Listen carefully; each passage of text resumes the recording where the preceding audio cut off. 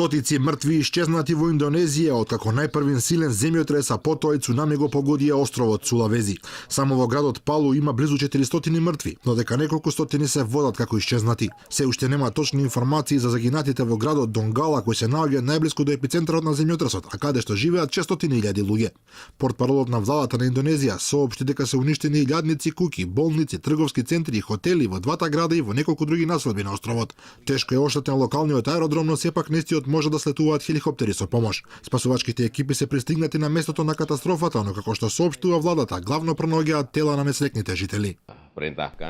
Дадена е наредба до министрите во владата да ги координираат сите расположливи ресурси, а му се јави и началникот на генерал штабот на армијата веднаш да се координираат во борбата за спасување, евакуација и помош. Голем дел од загинатите се наоѓале на една плажа каде учествувале на локален фестивал. Според агенцијата Reuters, по првиот земјотрес со силина од 7,5 степени по Рихтер, следеле повеќе други помали потреси, а потоа се појавиле бранови цунами високи повеќе од 3 метри, кои буквално однеле се пред себе во крајбрежниот појас на Палу.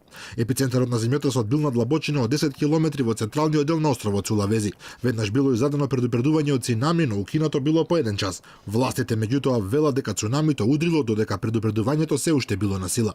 Индонезија се наоѓа во центарот на така наречениот огнен прстен во Пацификот, каде земјотресите се многу чести, а поради лошата инфраструктура при поголемите удари има голем број на жртви.